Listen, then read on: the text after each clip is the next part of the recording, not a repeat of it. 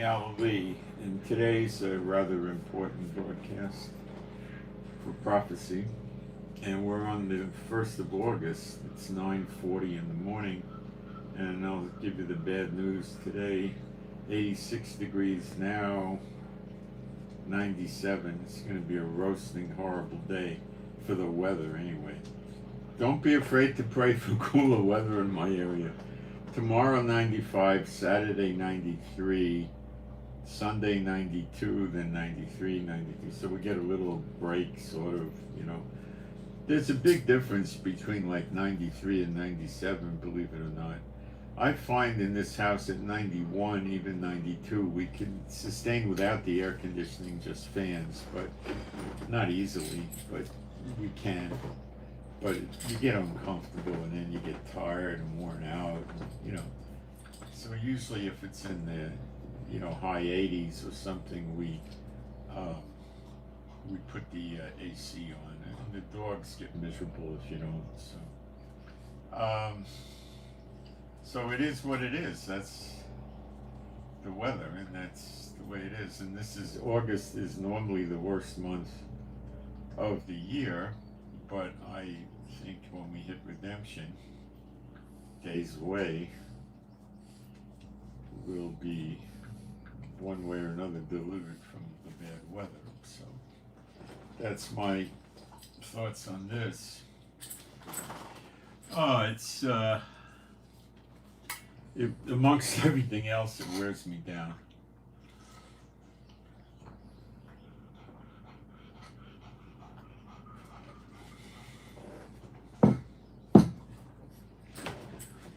The house is not a very nice house. I think it was built around 48. It's fallen apart.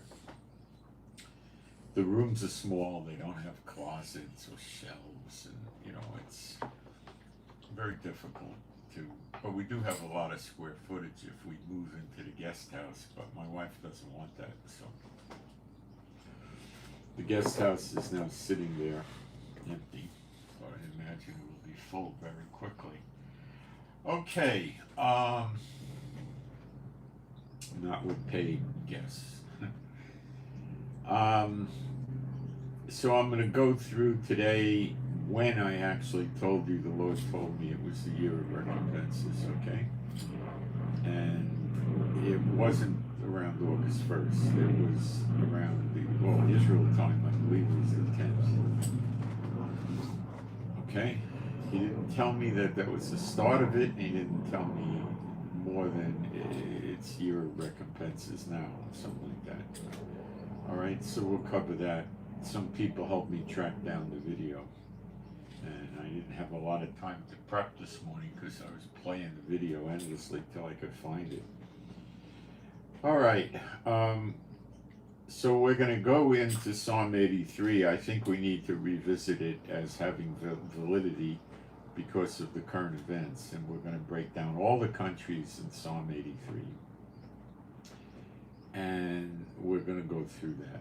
Okay, now the Hittites is not in Psalm 83, but the Israelites fought against the Hittites, which is basically Turkey, and it appears that we'll get that land also, okay, in redemption, which is days away. All right.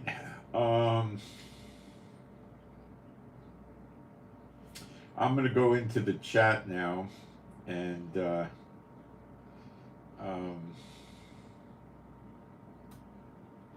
make sure we got sound and picture and little things like that. And then we'll go through a little current events to tie to make sure we got sound. We'll tie it to the Psalm 83. And so don't run away. I'm going to be putting a couple of quick posts up in the chat while people have a chance to come in, which is only fair for them.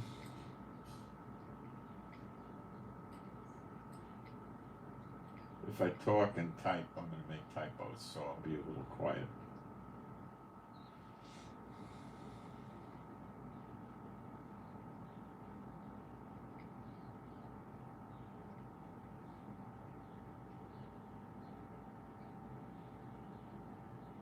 Okay, and now I'm going to put my email address up if any of you want to send in prayer requests or toss requests, or you want to ask a question, or you want a topic or something to be covered. I'll try to cover the topic if it's relevant to what we're covering. So you can send that by email, or you can put it in the chat, which is less private.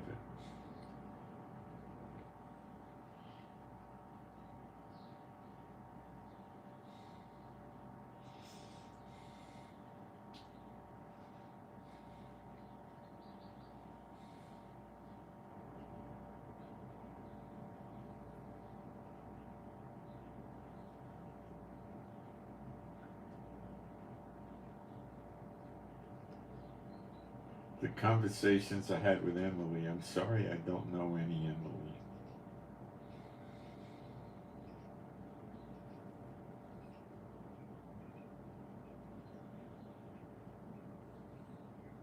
So I'm going to get rid of that guy. I don't know what the person's up to, but it doesn't sound like anybody's here to do more. He's just here to harass. Okay.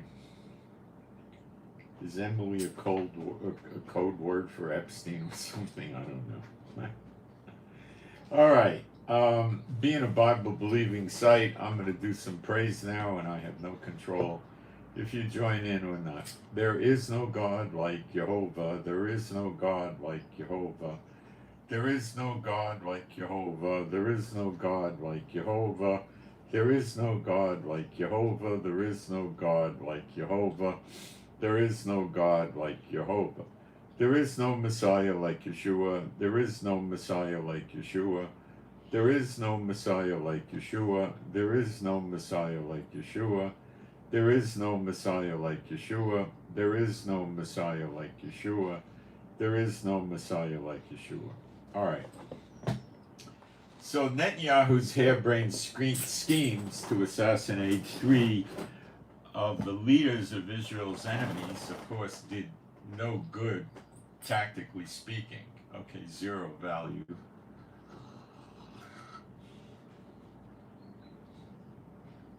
He could be working with Biden to provoke our enemies against us.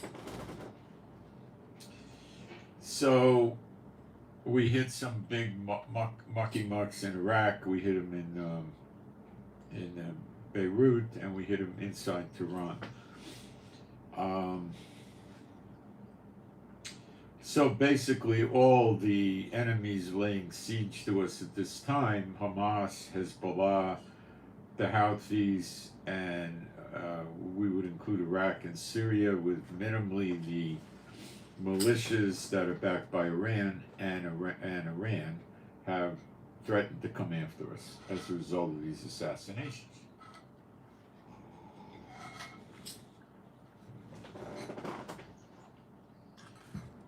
I heard a Muslim, a pro-Hamas Muslim guy this morning talking about our attack on the terrorist leaders, all three of them, and he's referring to us as genocide. It's hilarious how delusional these people are. I think they buy back their own nonsense, their own lies.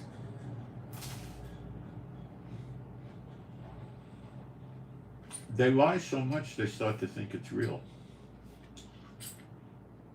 The reason we struck against the guy in Beirut was because he was behind the attack on the Druze, where 12 children were killed on a soccer field playing ball, plus others were wounded, and he calls this genocide.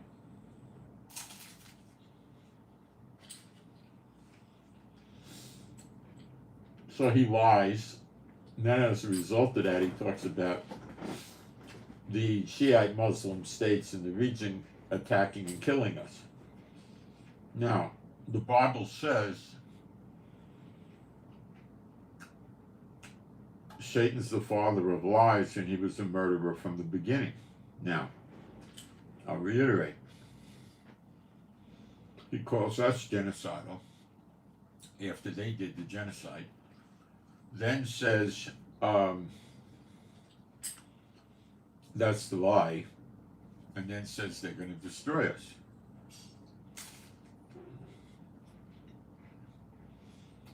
Kill us. Satan's the father of lies and a murderer from the beginning. Did you get the connection yet? Okay.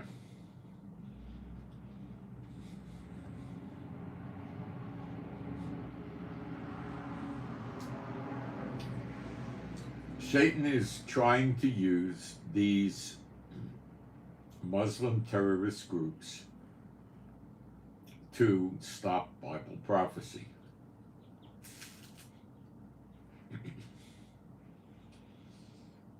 What happened is Israel showed Hezbollah, Hamas, and the guy in Iraq, I think was, I don't remember exactly what he was, I can't recall, he was tied to Iran or Hezbollah or something. Hezbollah.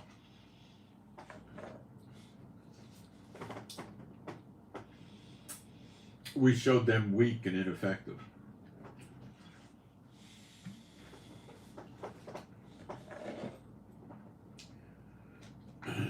So now they're in a rage, and Iran says they're going to do direct attack against Israel to punish us, as if they're the father punishing the son. They're delusional.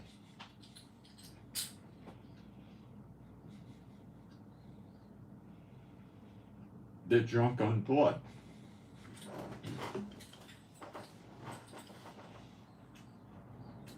Iran further reiterated this, I think, yesterday or this morning, that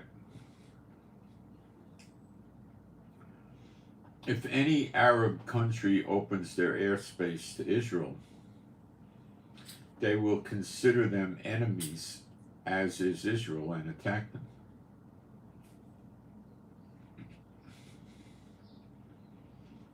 Now, several days ago, Egypt, Jordan, Saudi Arabia, and the UAE jointly came out with a statement that they were going to help defend Israel. They're afraid of Iran because Iran will take them out too.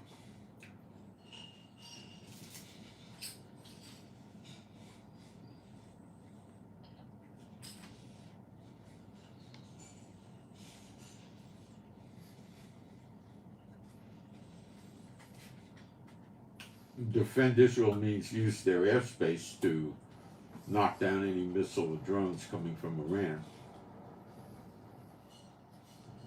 Okay.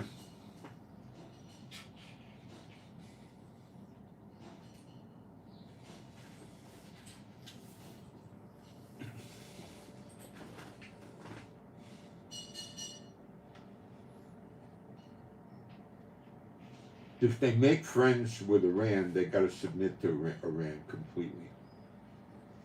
Iran says do this, they got to do it. They're not that stupid.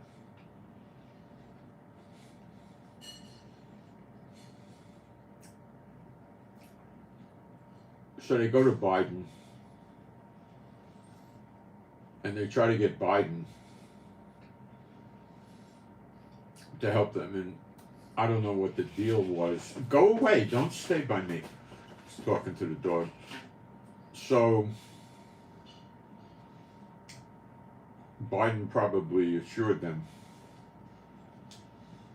The Theodore Roosevelt aircraft carrier is in the Persian Gulf with 3 Arleigh Burke-class destroyers, assumptively, initially, to knock down missiles and drones coming from Iran. There's 3 landing ships that carry Expeditionary Force Marines and aircraft and helicopters, and they have tanks and other stuff on their way over to They say Lebanon, it could be Israel, it could be both. We're right next door to each other, so I don't know why they know it's Lebanon. These ships are absolutely worthless to evacuate civilians. They're not that kind of ship. There's no room.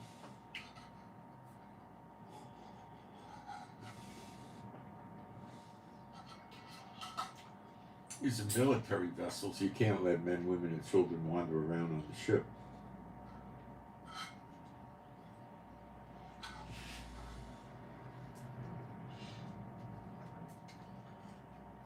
It's an outside possibility that they're coming to support the UK that has ships coming to evacuate people out of Lebanon.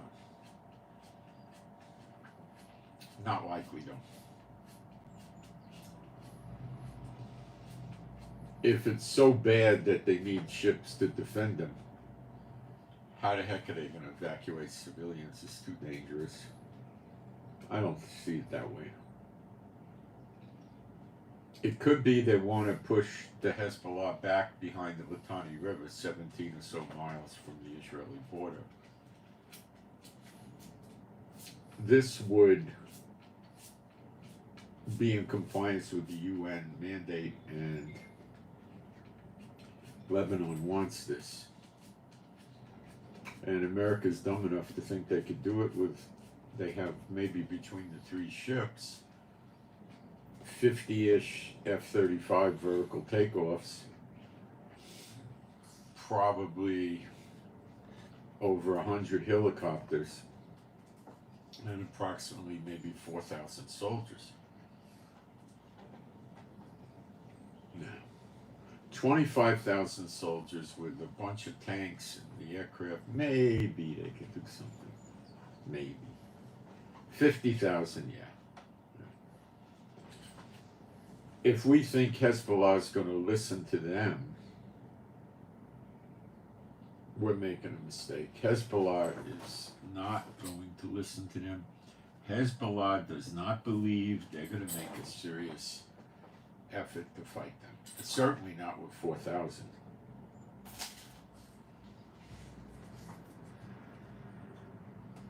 Now, 4,000 soldiers with a lot of aircraft in the skies can create some problems for Hezbollah, but it's not going to be decisive. It's way too few.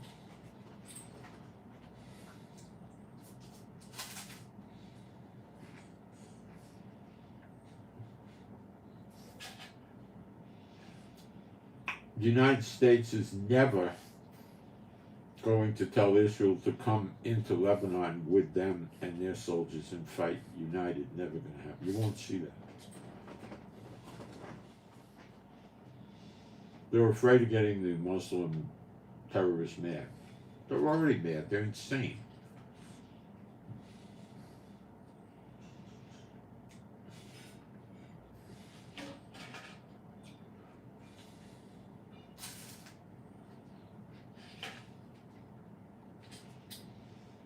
The Houthis also are going to rise up against us. Now, they might try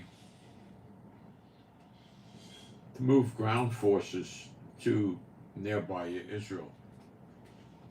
But go away. No. I don't know how the Houthis are going to get there.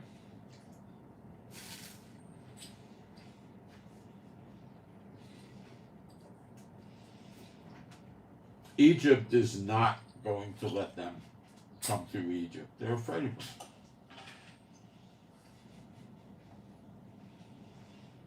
Saudi Arabia won't let them do it either. They don't have enough of a navy or air force to do anything. So they could launch drones and missiles. I don't know what else they could do, really. Yemen is most likely Edom, which gets destroyed.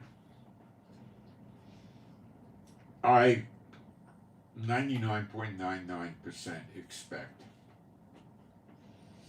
Iran and her proxies to attack the Americans and the UK warships and other forces in the area.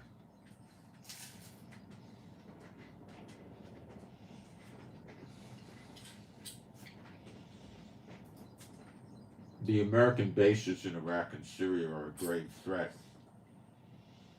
to Iran and her proxies because they're going to come through Syria to get to the border by Lebanon and the border by Israel. So logistically or tactically, they need to damage or destroy these bases, and I think they will.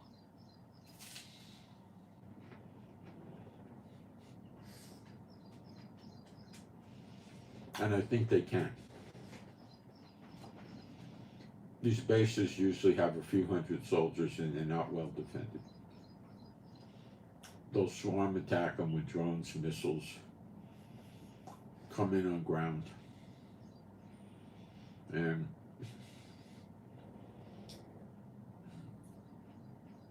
they'll rape the women soldiers, the men too. They'll kill them, they'll torture them, they'll take their weapons, everything.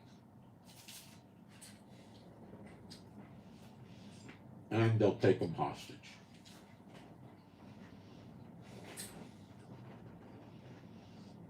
Because they think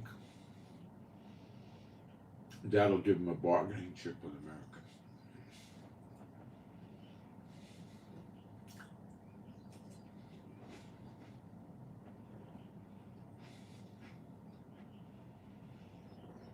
Jeremiah 49 shows us that Elam is going to be destroyed, E-L-A-M, which consists of Iran, or parts of Iran, parts of Iraq, and parts of Syria.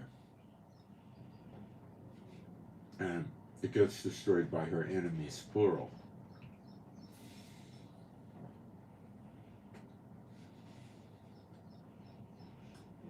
The enemies of Iran are, of course, NATO,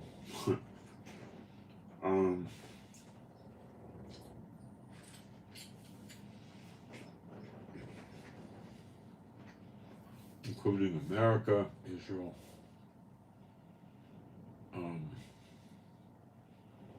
and I would say Bahrain, Qatar, Kuwait, UAE, maybe Oman, definitely Saudi Arabia, Jordan.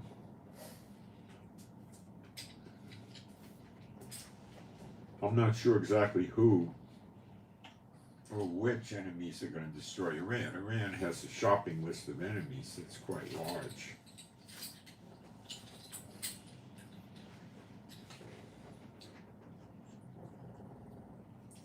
If Iran shoves America and Israel out of the Middle East, the other countries don't have a prayer. And Iran will take the wealth away from these kings and dictators. And they know that. And probably wind up killing them.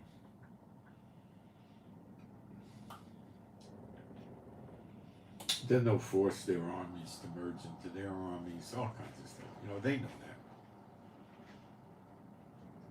that. And they'll cut the oil flow off to Europe, North America, South America, many countries, and break the backs of the countries that way. And America does that too. Secretary of Defense Austin said if a war breaks out with Lebanon, they're going to be with Israel. Now, he didn't get specific as to what he would do. Give weapons to us? Well, they're liars when it comes to that. They owe us a lot of weapons that they've never delivered, but they should make sure they give them to Ukraine. They're sending 79 jets, F-16s to Ukraine. Some, I think, already showed up.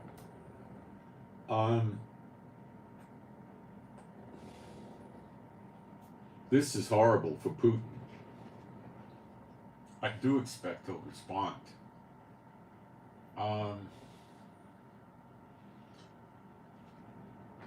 Now, countries in NATO have jets, but they don't all use F-16s, F-15s, or F-35s. They use Eurofighters and other jets, but still, 79 is a lot. Israel runs with about 300 fighter jets, maybe slightly more.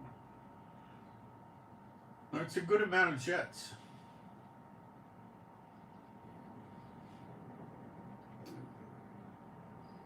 Poland moved 17,000 troops near, I think, the border of Ukraine. It was one of the borders. So they're getting ready for bear. The Russian bear.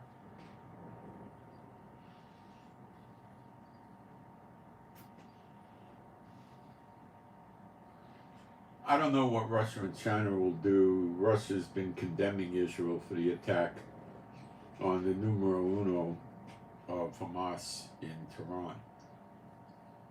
There's a lot of speculation as to what happened. I'll tell you what the theories are. One is an aircraft launched missiles at the building where the terrorist was. Another theory is they used a submarine to launch the missiles. The third theory is that some type of missile was launched from inside Tehran at the building. Now you got to understand, the people that did all the homework and the investigation to develop the precise location of these terrorists at the time they got killed was the Mossad. Although they probably do what the CIA does and give them secret medals that they can't take home. They got to leave it in the office. I don't know, something like that. I have a lot of trouble believing that they went into Tehran and launched a missile from nearby at the building, because there would have been numerous reports about it and they would have gotten apprehended more than likely. Well, there's a chance that they set timers on the missiles, but how do you launch missiles from inside Iran without getting detected? Especially downtowns, where there's a lot of, the president of Iran lives 150 meters from the house. So you could imagine the amount of police and soldiers hanging around in that neighborhood. So it's very, very, very unlikely that it came from inside Iran. That rumor could have been started by Iran to make people think it was the opposition to the current leader of Iran, the Khomeini, that did it, but I don't think so. In Israel, I'll report, I'm saying it's the wrong thing to do, biblically speaking, but they did it. They were handing out sweets in the street when this guy got killed in Iran. People in Iran that hate the government, of which there's quite a few, were out in the streets celebrating the death of this guy. Oh yeah, Iran is weak, but not that weak. What will Iran do against Israel? I don't know. But you see, they got a problem. That aircraft carrier group in the Persian Gulf has a lot of might. And it alone, it probably has approximately 80 warships, aircraft on it.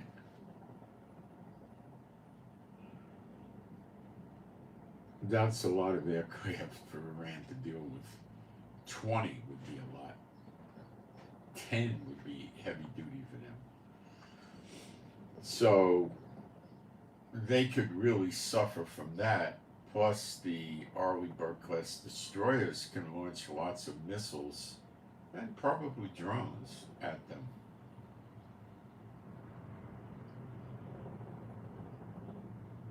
A C-17 was just spotted hours ago. That's a big American cargo plane flying over the Dead Sea, so it was probably on its way to Jordan. We have no idea what was on the plane. Could be soldiers, not likely, but could be weapons. I don't know.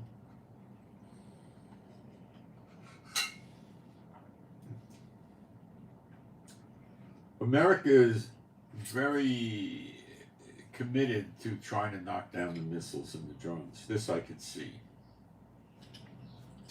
But I think that's about as far as they're going to go.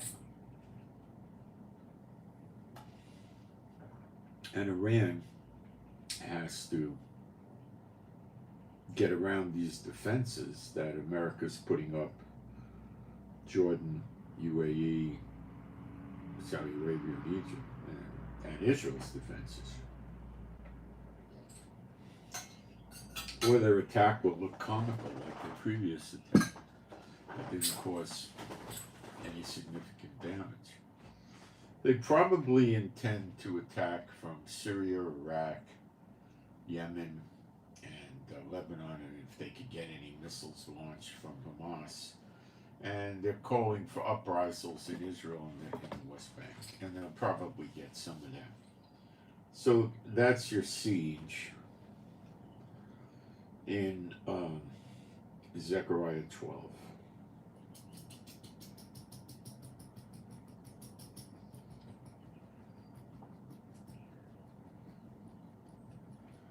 Hold on a second.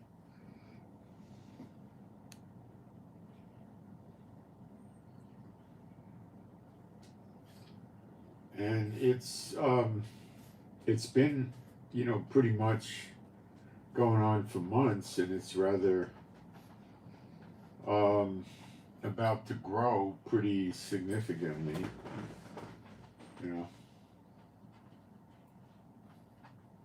pretty significantly.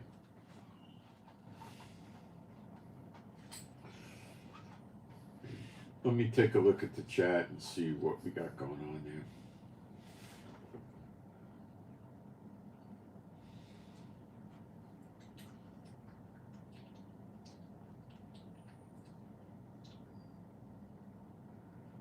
Yeah, I heard there was some fires in England, yes. Yes. How would they come? Well, the Iranians would go into Iraq, then into Syria, then up near the Lebanon border from Syria or the border with Israel. That would be the ground path.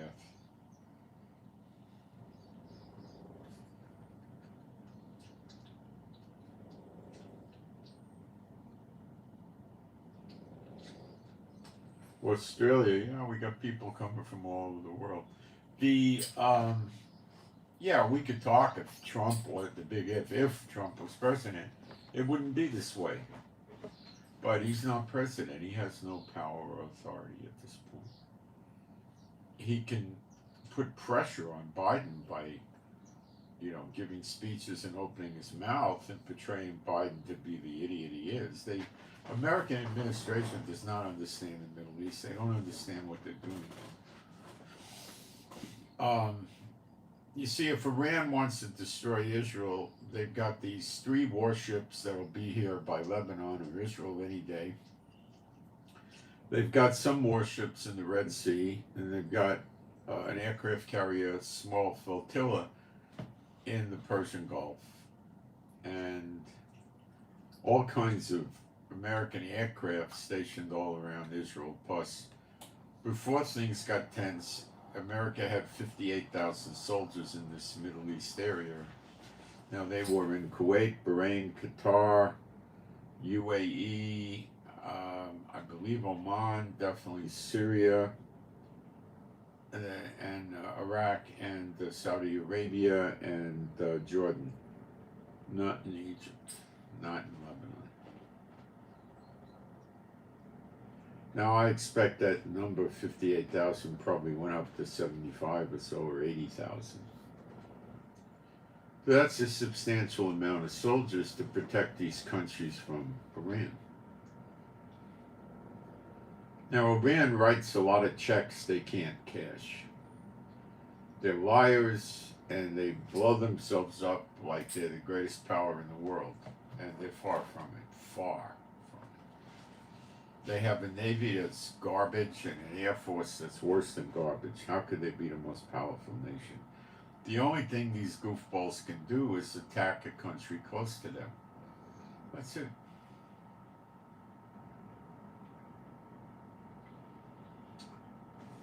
It's coming down to the wire, and if Iran doesn't attack the American ships and bases, their whole big push against Israel can fall apart. They know that. They saw what happened the last time they did a drone and missile attack on Israel. Just about no damage was done. So the chances are they'll try to take out these American assets first. They can sink American ships with the hypersonic missiles. We saw the Houthis attack American warships more than once and hit them. So they could do that. They could deploy their go-fast boats, their drones, their missiles, and I would think they would be trying to destroy the warships or get the warships to leave the area. This would be a very stupid thing for them to do, but they're very stupid. The beginning of wisdom is fear of the Lord, and they don't have fear of the Lord, thus no wisdom, so they could do this. Iraq wants the American bases out of there. They're basically a puppet of Iran. And they would probably be very happy to see the Iran-backed militias really pound the American bases and the consulate and embassy in Iraq. But when they've done it in the past, they, 1 or 2 drones, 1 or 2 missiles. I'm thinking now you got a base with 500 or 600 soldiers and they hit it with, 30 or 40 drones and 30 or 40 missiles, maybe mortars, shoulder-fired anti-tank rockets, bust the place up.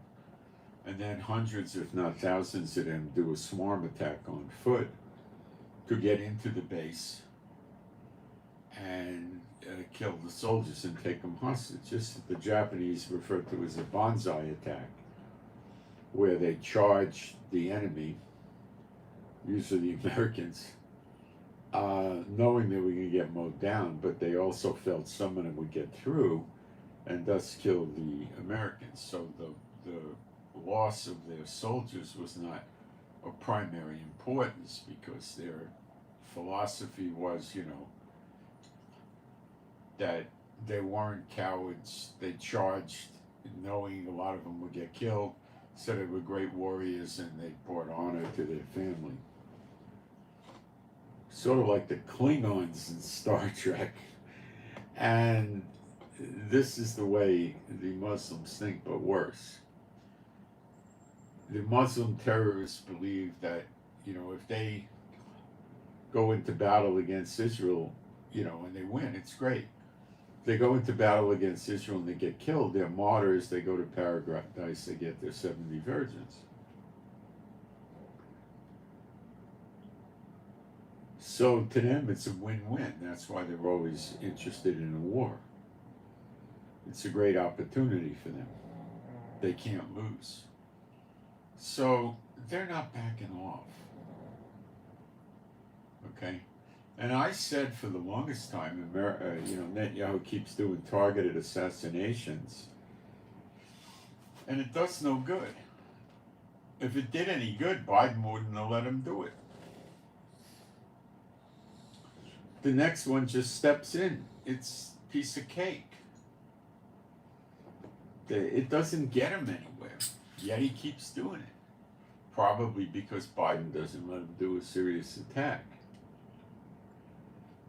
If he went and instead of doing that, bombed more military bases in Iran, took out their infrastructure, maybe their internet cables, their electric, their phones, their grid, would have taught Iran a much harsher lesson and gotten a lot further with good results than he did with what he did.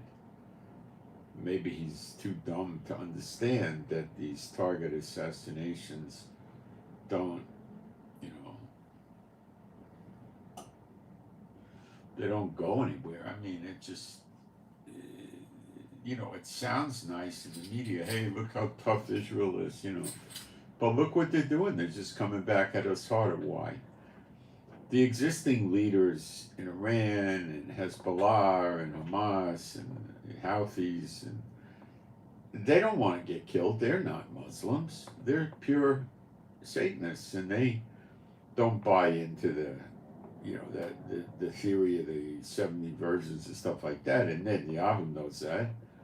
So he's trying to scare them, and you know they don't want to be scared. They don't want to get threatened. They want to show Israel that you better not do this. So big reprisal attacks is the answer.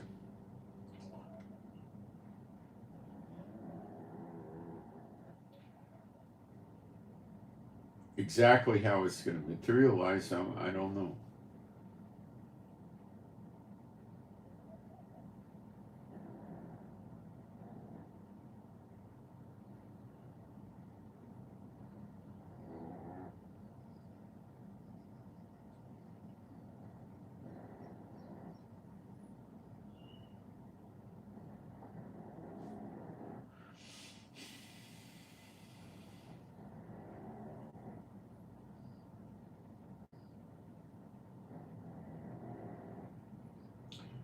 Um, when will it happen?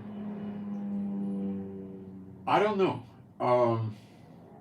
Sometimes they wait 3 days, they go into mourning. Iran raised the red flag at their special mosque that they raise flags on, and it was the revenge flag.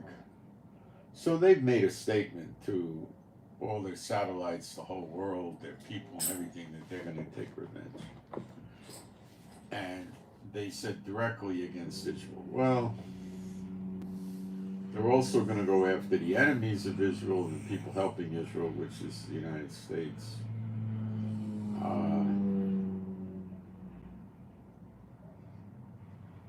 Somebody said that Psalm 73 is like 83.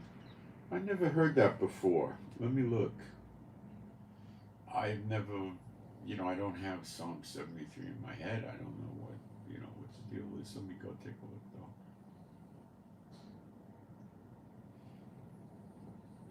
though. I think if it was like 83, we would have heard about it a long time ago. It's Asaph, yes.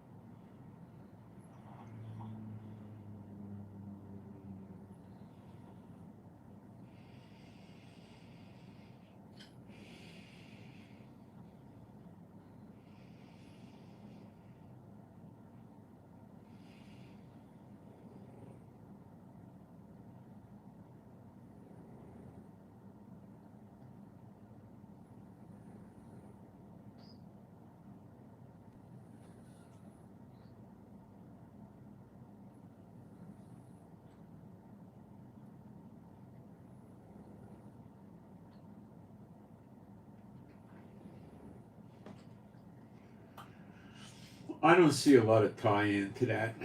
I mean, it is Asaph, but I don't see it talking about the same events. I could scroll down just to make sure. Let's try that.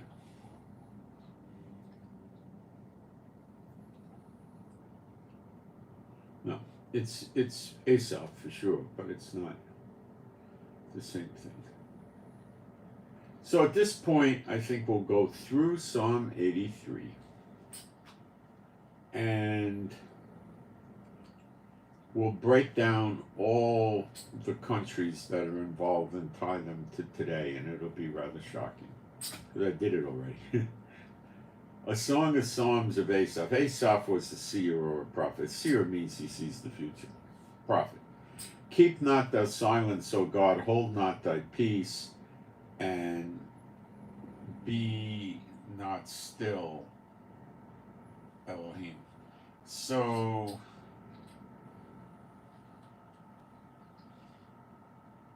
it's not Elohim, it's El, which is the name of God.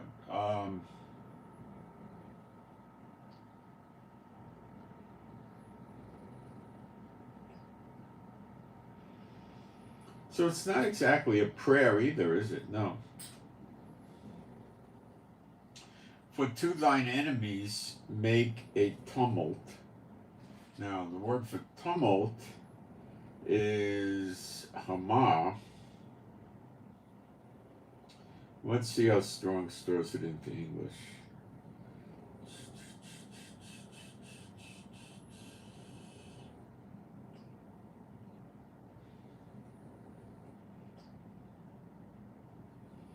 Make them rage, you know.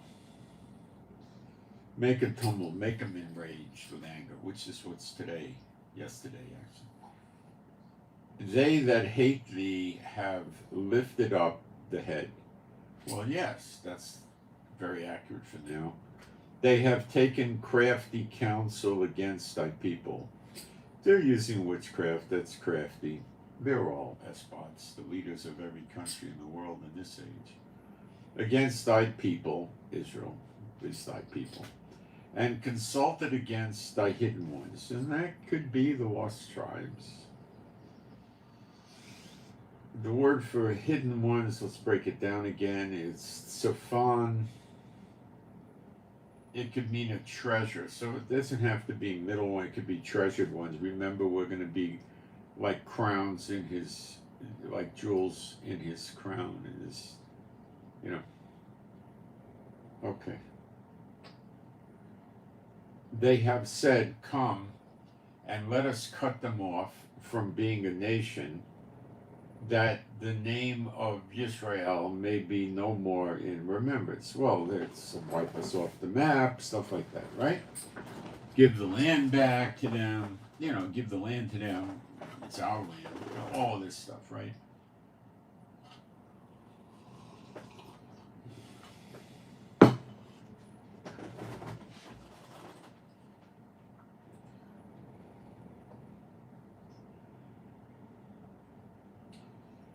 And the word for nation is, no, that's,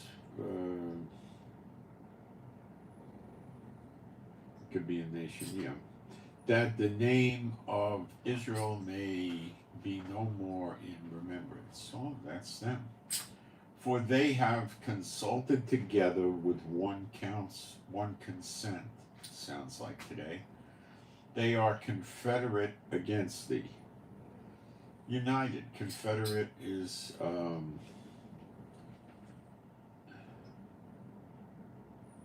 bereaved. It's the word for a covenant. So what it's mistranslated. What it should say is they have a covenant against thee. Okay, and that fits for today. The tabernacles of Edom, and I believe that's Yemen. Okay, and Ishmaelites of Moab. Moab is kind of South Jordan. Okay, now the Ishmaelites, it's not naming the Ishmaelites as a nation.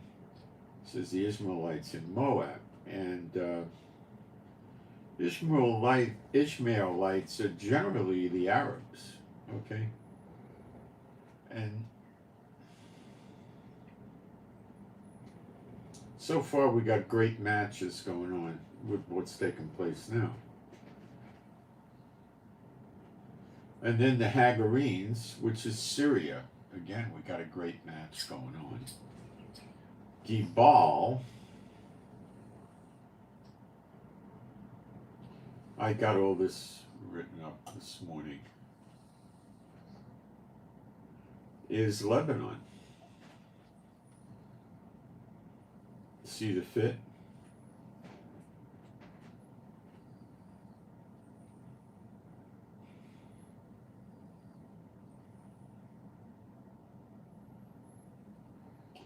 Ammon is North Jordan, and they have not risen up against us at this point in time.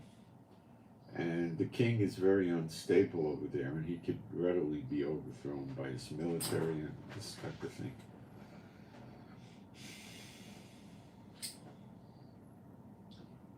Amalek and Amalek. Okay, so Amalek would mean the Sinai Peninsula, which is currently under the rule of Egypt. Okay? Then it talks about the Philistines, which is Gaza, with the inhabitants of Tyre. Tyre is in Lebanon. I believe it's north of Beirut, actually. And the Philistine, Gaza,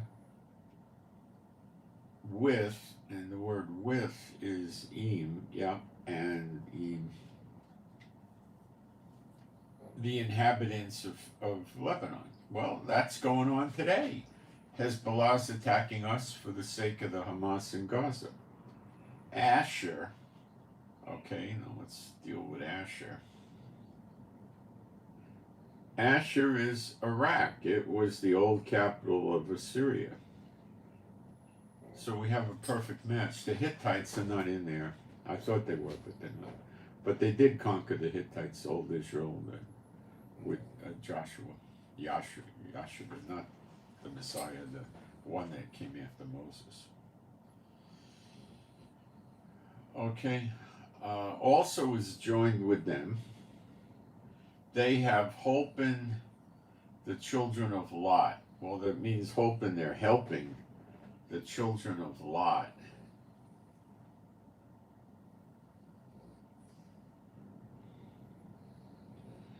And that would be generally the Arab terrorists surrounding us, I believe.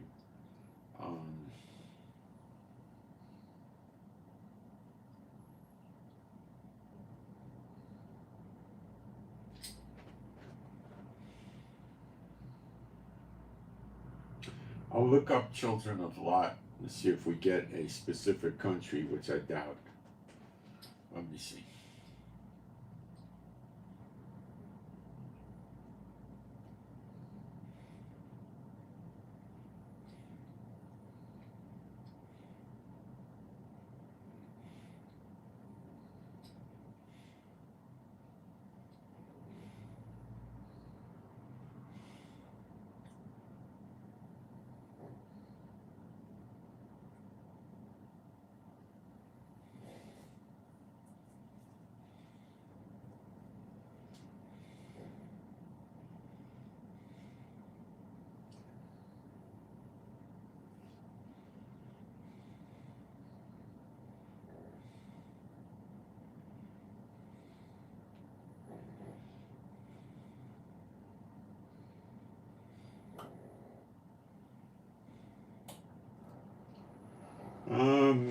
It appears as a tie to Moab and Ammon, so it appears to relate to what we call Jordan today.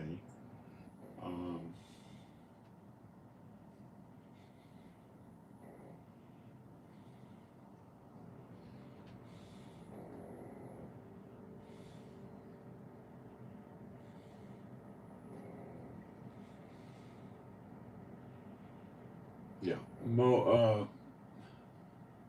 Ammon and Moab is Jordan.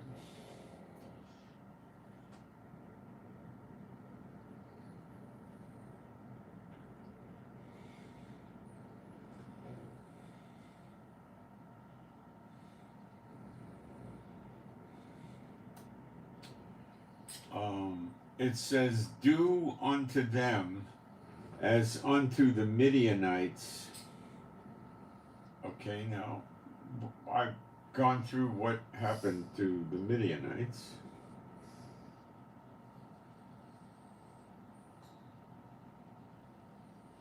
Numbers 31:17. We'll read a few verses. Give you the flavor for this. Now therefore kill every male among the little ones, and kill every woman that hath known man by lying with him. But all the women children that have not known man by lying with him, keep alive for yourselves. 7 women shall surround a man and say, we'll buy our own clothes and food, let us have your name. It could be this, but these are children, so that's not a good match at all. Okay, I thought of that, but it doesn't make sense. And we may not marry them. We may just, well, it says apparently that'll happen. They'll probably be converted to Jehovah. And do you abide without the camp 7 days, whosoever hath killed any person, and whosoever hath touched any slain, purify both yourselves and your captives on the 3rd day and on the 7th day, and purify all your raiment, clothing, and that is made of skins, and all work of goats' hair, and all things made of wood. And Eleazar, the priest, the Kohanim, said unto the men of war which went to the battle, this is the ordinance of the law which Jehovah commanded Moses. Serious.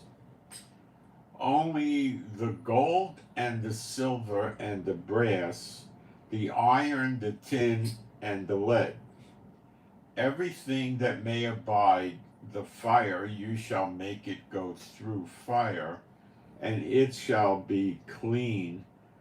Nevertheless, it shall be purified with the water of separation. And I guess that's the red heifer, I believe. Maybe I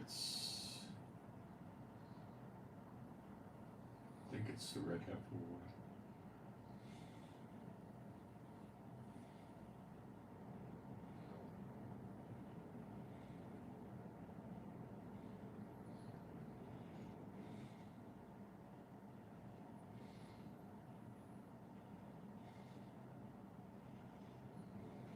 Oh, it's the separation of woman when she's on the menstrual cycle. It shall be purified with the water of separation, and all, it's like they go into the mikveh and wash. So, and all that abideth not the fire you shall make go through the water. So if you put it in the fire, you would melt it,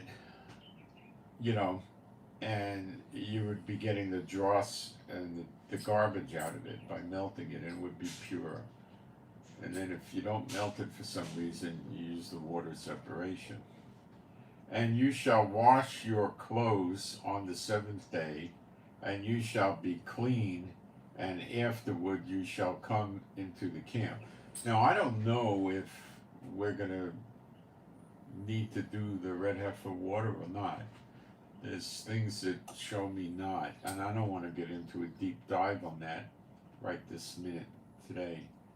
But we do have red heifers in Israel, but they're GMO, not the best. So I don't know if we're going to do the red heifer. I'm thinking not. And the Lord spake unto Moses, saying, but we could put the stuff in, the water, like give it a mikveh bath or something. And you could take the precious metals and certainly melt them. Why not? And then the jewelers would just recast them into coins or jewelry or silverware plates, vases, whatever. And Jehovah spake unto Moses, saying, yeah, you'll have gold vases and stuff and plates and stuff. Take the sum of the prey that was taken, both of man and of beast, thou and Eleazar the Kohanim, and the children's and the chief fathers of the congregation, and divide the prey, the booty, what you got, the goods you took, into 2 parts, between them that took the war upon them, who went out to battle, and between all the congregation. And levy a tribute unto Jehovah the men of war which went out to battle, one soul of 500, both of the persons and of the BVs? What's a BV? A BVD? I don't know. Bakar. Oh, it's livestock. And of, like cows and ox. And of the asses, that's a donkey, I think. We don't do mules. Let each reproduce after its own kind. A mule is a cross between a horse and a donkey. No. And of the sheep, take it of their half, and give unto Eleazar the priest for a heave offering of the Lord. So he's saying, for an offering to Jehovah for the victory from the spoils, you take a piece and you give it to the priest of the Kohanim. Eleazar apparently wouldn't keep it all himself. We would hope. He wouldn't.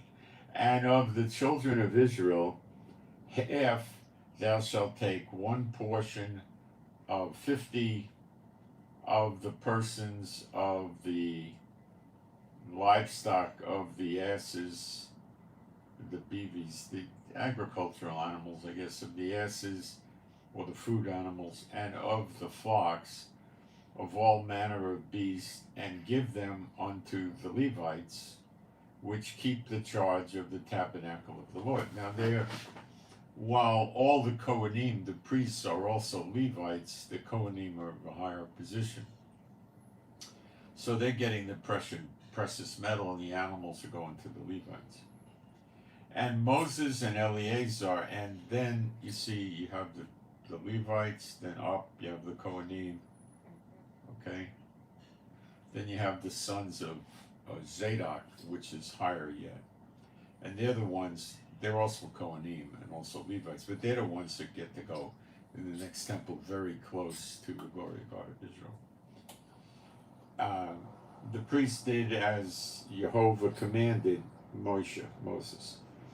And the booty being the rest, the booty's a good name for the prey, the booty, the rest of the prey which the men of war had caught was 600,000 and 70,000 and 5,000 sheep. See, the rabbis incorrectly teach the people that the lineage descends through the woman. Here, Jehovah tells them, take these women that were Arabs for yourselves. The reason he told them that is the lineage descends through the father. If it descended through the mother, he would be creating, something other than what he wanted to do. So if the father was an Israelite and captured a woman from a heathen country and took her as a wife and had children, the children would be Israelite. The rabbis are teaching it backwards. And three score and 12,000 beeves, and 1,000 asses, and 32,000 persons, in all of the women that had not known man by lying with man. So they got the virgins. So the two be one flesh is the scripture. So these women did not unite with a heathen Arab, whatever you want to call them, man at the time. So that's why he said you could do that. And the half, which was the portion of them that went out to war, was in number 300,000 and 30,500 sheep. A lot of sheep. And the Lord's tribute of the sheep was 615. And the beeves, cattle, oxen, were 30 and 6,000, of which the Lord's tribute was threescore and 12. So they were given these animals to the Levites as a tribute to the Lord, or tithing to the Lord and so forth. Like similar to what Abraham did with Melchizedek, because there was no temple, no glory of God of Israel and stuff like that. There was no priesthood other than Melchizedek, so he tithed to Melchizedek, which is the same thing conceptually it's going on here. They're tithing to the Kohanim and the Levites, like Abraham tithed to Melchizedek. 10%, I believe he gave. And the asses were 30,500, of which the Lord's tribute was threescore and one. Now, these animals were wealth back then, and there will be in the future. Days away, they'll be wealth. And remember, God's going to bless and multiply the animals, so they're not going to be sick and injured and busted up. And they're going to reproduce like crazy. So if you got 35,000 donkeys, let's say, right? In 2 or 3 years, you might have 135,000 or something like that. Then you get really rich, and in 2 or 3 years, you got 300,000 or 400,000. I mean, you're just swimming, You could sell them, you could trade them, all kinds of things. And the persons were 16,000, of which the Lord's tribute was 32 persons. And Moses gave the tribute which was the Lord's heave offering unto Eleazar the priest, as the Lord commanded Moses. So these women, I guess, were distributed amongst the Levites. See, the polygamy is not prohibited in the Bible.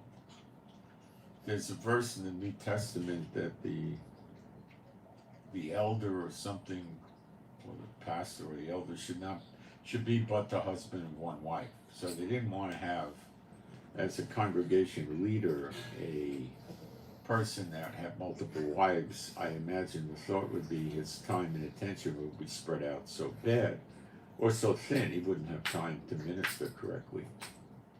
So one wife would take care of the children, keep the house and the food going and all that, and he'd have time.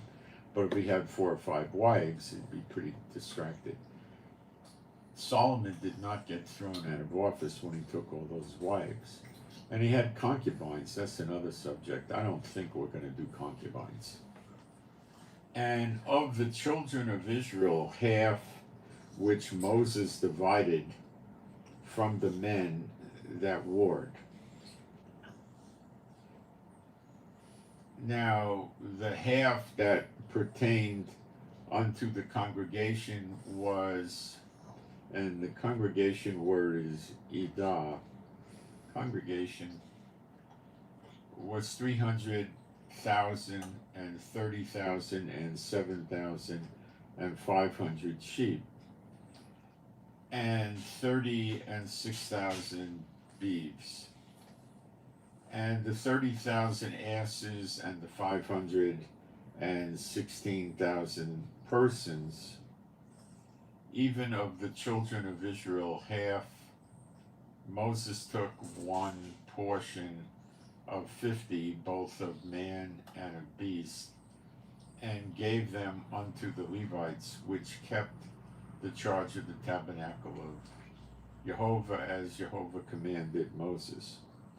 And the officers, which were over thousands, okay, we don't need to, you got the idea, they're gonna wipe out. All right, let's go back to Psalm 83.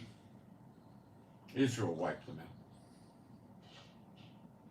It's quite consistent with what I read in prophecy.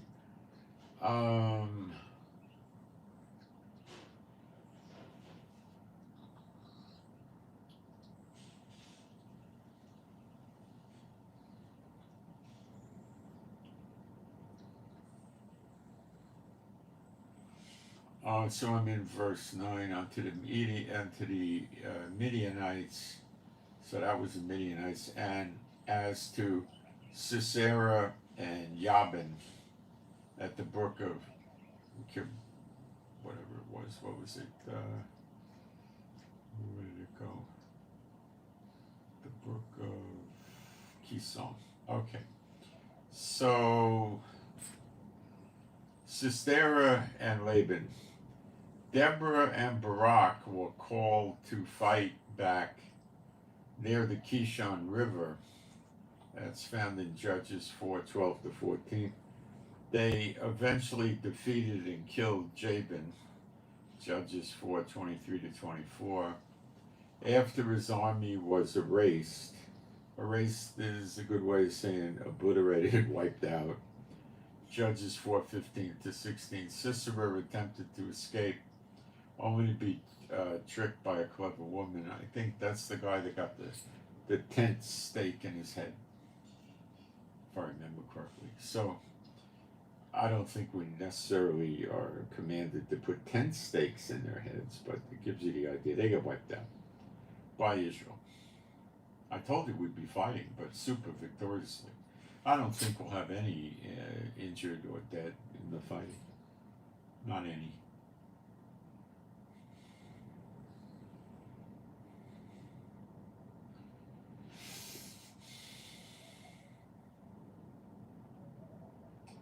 Which perished at Endor, they became as dung for the earth. So they weren't buried, they just rotted like dung. Make the nobles like Oreb and Zeb, yea, all their princes as Zebah and as Zalmunni, who said, let us take to ourselves the houses of Elohim in possession. Oh, that's what they want to do. They want to put mosques and minarets all over Israel and stuff. Oh my God, make them like a wheel, like stubble before the wind. See, they're the chaff, and the threshing for the chaff, the wind blows it away, they burn it up. As the fire burneth the wood, and as the flame setteth the mountain on fire. Well, the two witnesses burning up the enemies on the right hand and the left is definitely an excellent fit here, right? So persecute them, and that's found in Zechariah 12, verse 6. The two witnesses burning them up. So persecute them with thy tempest, and make them afraid with the storm. Fill their faces with shame, that they may seek thy name, Lord. See, the survivors would turn to Jehovah, I think. That's what's going to go on. Let them be confounded and troubled forever. Yea, let them be put to shame and perish. But there should be survivors, that men may know that thou, whose name alone is Jehovah, art the most high over all the earth. Okay. And a lot of this is really going to happen again, with them coming to faith, So, I have to tell you, Psalm 83 looks excellent right now. So, again, on, I think it was Israel time, August 10th, which was the 9th in America. Sometimes YouTube gives you American time. I did the video and I said, this morning the Lord showed me that we're in the year of recompenses. This is the year of recompenses. Was that the first day of recompenses? I don't know. It could be. Are we going on a 360-day year, which would take us to about August 5th? Or are we going on a year that the people can understand? Which, he did a lot of times, like he said in the second year of this ruler, or because they didn't have a calendar, they didn't keep track of the Lord's calendar years. We really don't know where we're at with the calendar years, so it could be there, okay? So I'm going to take a fast break. I'll be right back. This is on the way.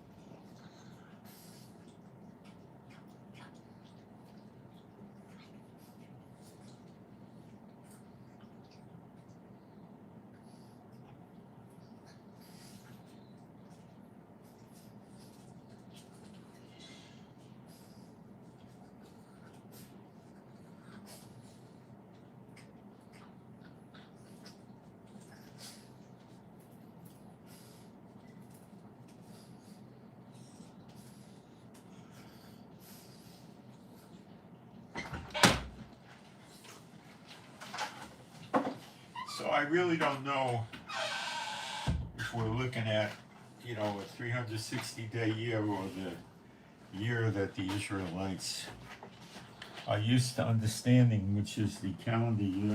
The rabbi year is so stupid, it's not even worth dealing with.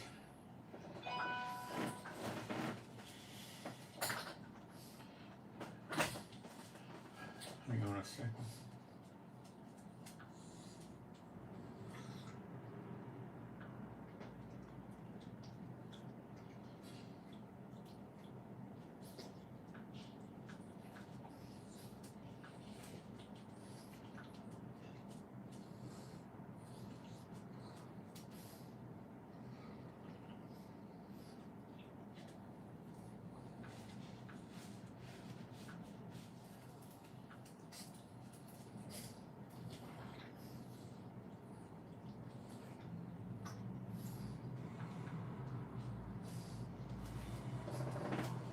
So that gives you an idea how close we are.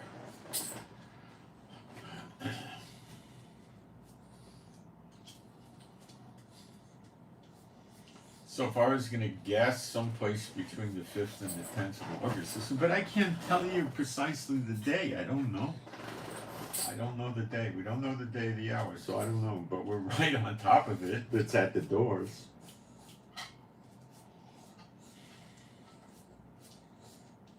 We're told we will know the times and the seasons. This is it. The figs are ripe. This is the time and the season. The day, I don't know.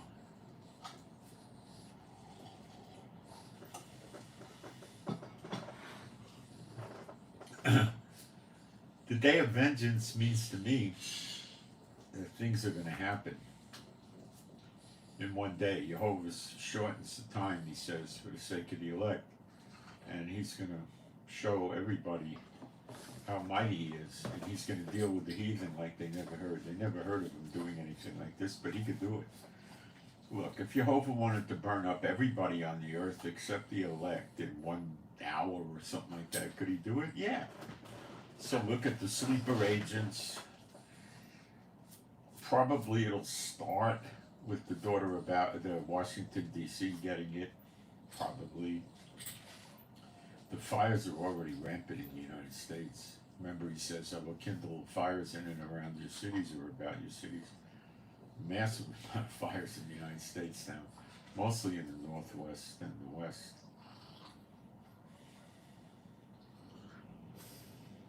The kettle's boiling over in the Middle East.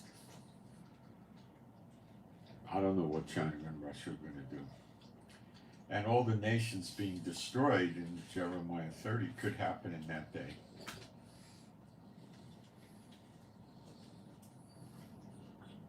Their armies will be destroyed. I don't know all the details.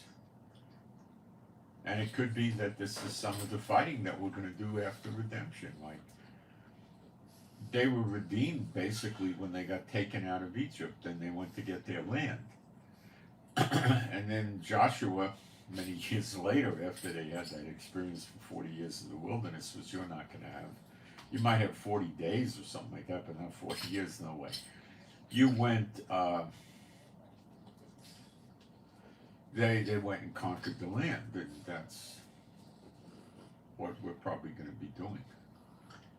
We're going to be off to a bolting head start with the two witnesses burning up the enemies round about us on the right hand and the left. But there's going to be more work to be done, I believe.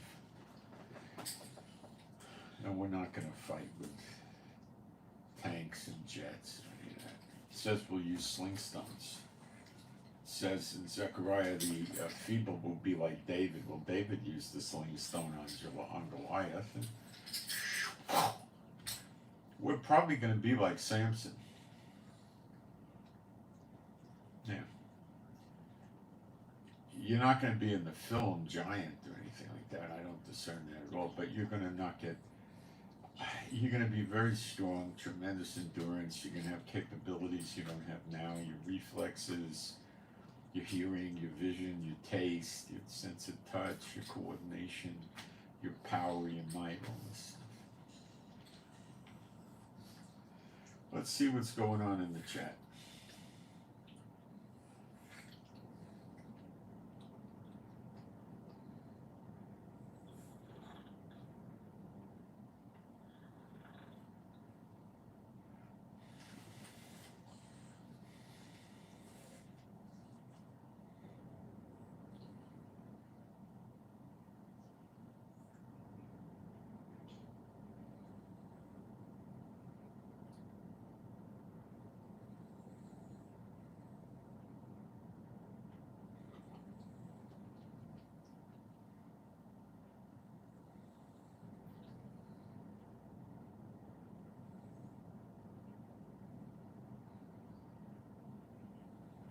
My thoughts on the Olympic ceremony, I didn't bother watching it. It's like the Super Bowl ceremony, I expect.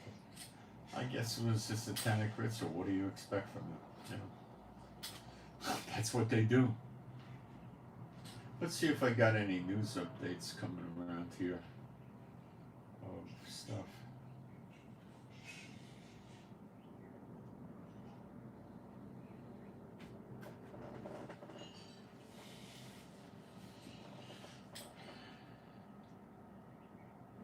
Israel's releasing more and more Palestinian prisoners, and then they're going to Gaza. That's real smart of Israel, isn't it?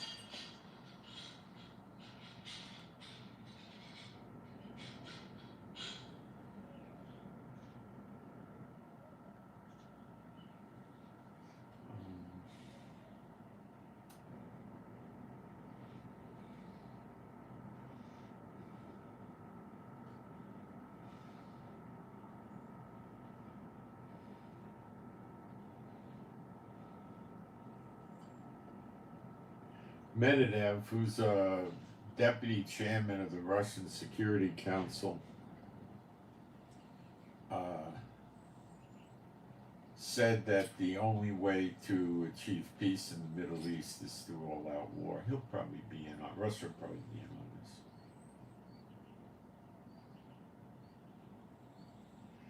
The people of the church don't know what you're talking about when you read these scriptures to them. I was telling one, that it can't be Gog and Magog now because it says living in peace and safety without bars and walls. He says, yeah, the man of sin is going to come and make a peace treaty, See, they don't.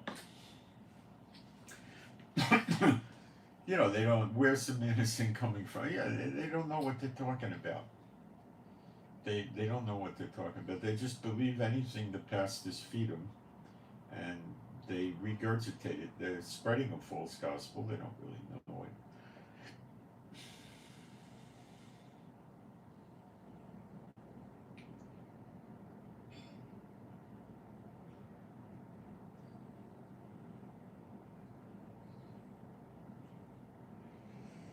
The axis of the Iraqi resistance, thus the militias in Iraq that Iran backs, intends to attack the American military bases located in Iraq and Syria.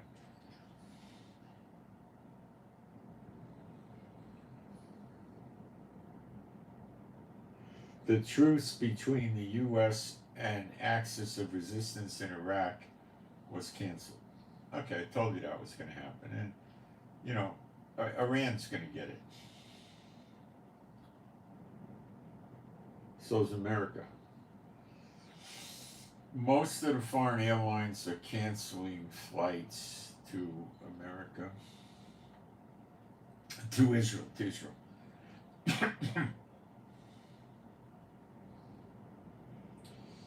The American troops and the bases in Iraq and Syria have been put on high alert, whatever good that's going to do.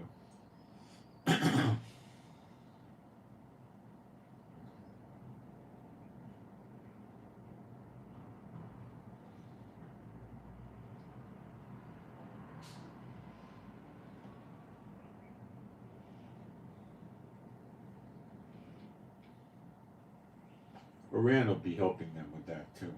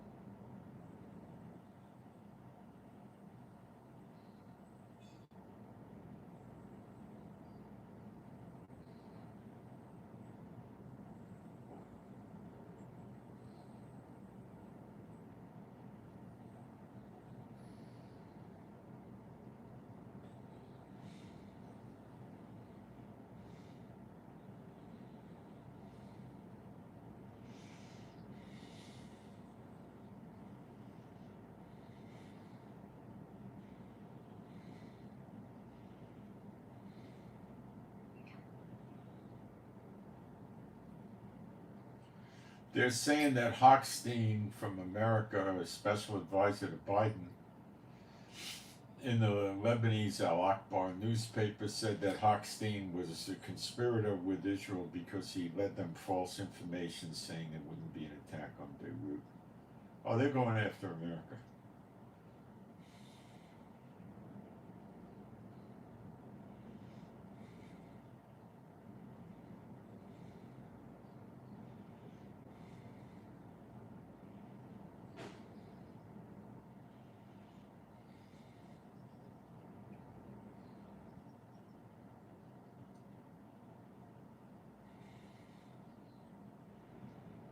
When they were burying this jerk up in Iran, they were chanting death to Israel. And it's just, can't do anything with these people. They like lying and they like murder, like they fall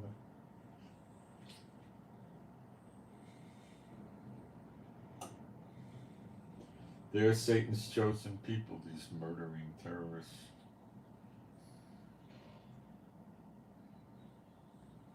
They display the attributes of Satan.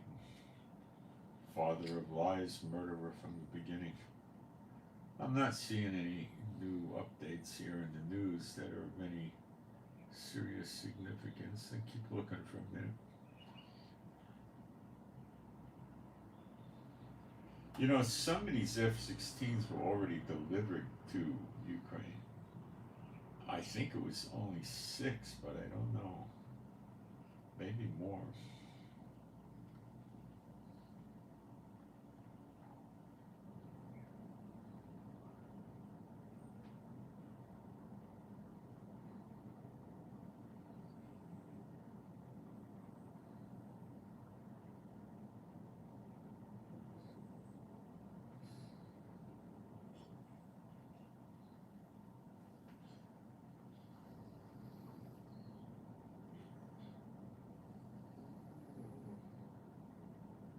I'm reading something here.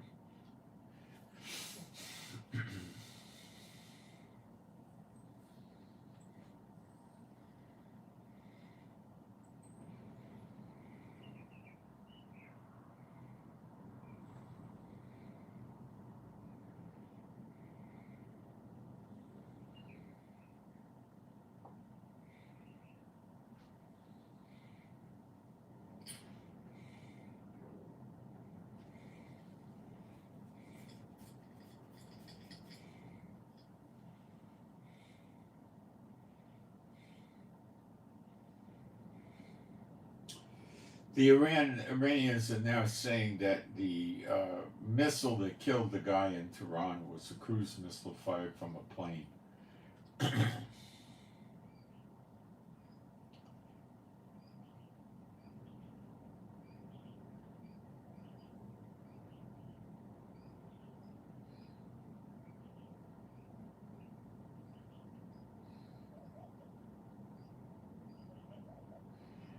It's coming out, I don't have it cleared up yet, that a guy that was a senior member of the IRGC was eliminated in Damascus, Syria. I believe there was some strikes yesterday in Syria. I haven't heard this specifically yet.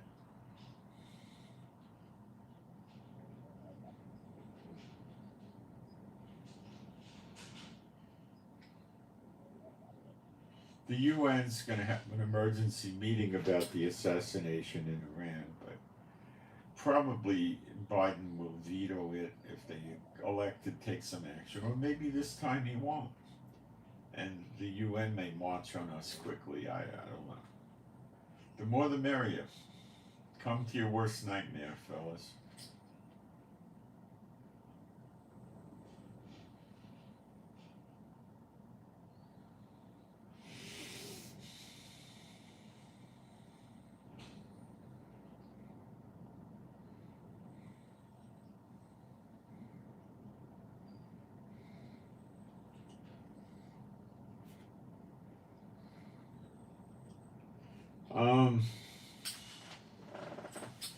So I think that's what I needed to cover today.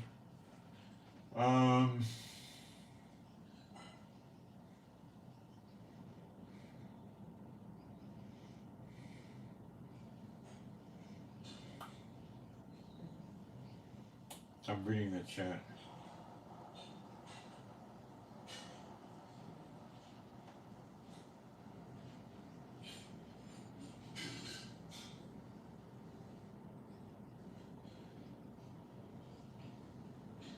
Please don't put things up in the chat 3 times. That's spamming the chat. It's annoying to the people. I didn't do anything about it, but just don't do that. It's rude, you know. Okay.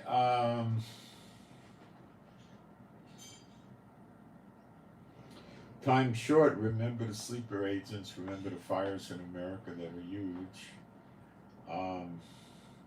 We do got to line up with Psalm 83, which appears to be consistent with Zechariah 12. And it looks like Jeremiah 49 with Iraq, Syria, and Iran is going to go down.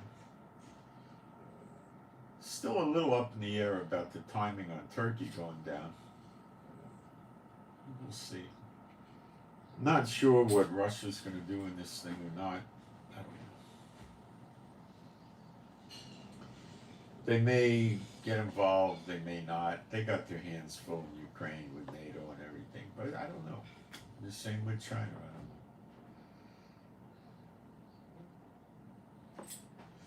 I don't have every tiny bit of detail, you know. But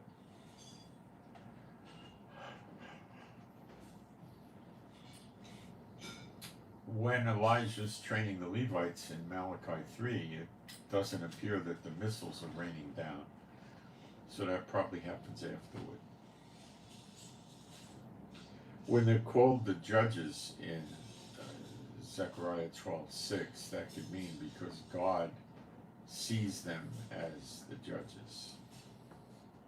So to him, the judges, the people haven't figured it out yet, possibly, but I imagine after they burn their enemies up, they'll put them on chairs and pick them up and carry them around. That's how they do things like that in Israel. And will they let them do that? They will. They will, because it's a time of celebration and joy. And they're celebrating because God sent his representatives here, the 2 witnesses. So that's not an evil thing. They would have done that with Yeshua, but he didn't want anything like that because it was not the time of redemption. And this is. So they will let him do it. They'll do it and they'll let him do it. Or if they don't do it, so what? Who cares? You know, I mean, but they're not going to stop them from praising the good things that Jehovah sent to them, okay? That's the point I'm trying to make. And your time to be breaking falafel bread here in Israel with me is rather short.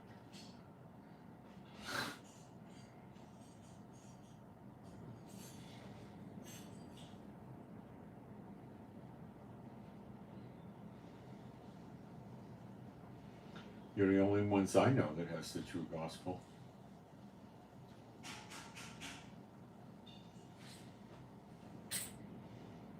I don't believe Apostle John's working openly.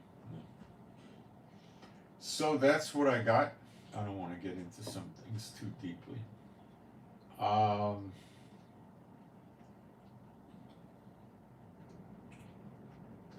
Be excited, lift up your head, your redemption draweth nigh. You know what I mean? Just start dwelling on all the good stuff that's going to happen. You're going to have the most amazing, interesting, fascinating, wonderful times of your life coming at you in a few days. It's the days of Noah. They don't know. They don't know. Oh, when they all get burnt up, they'll know.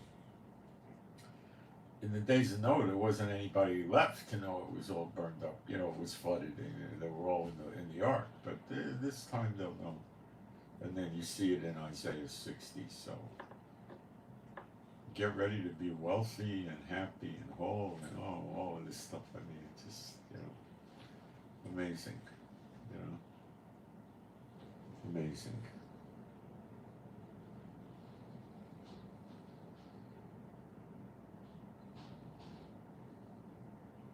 That's it. So please pray for me and Moshe. Please pray for me and my wife. Pray for our peace, safety, protection, and joy and healing of our bodies.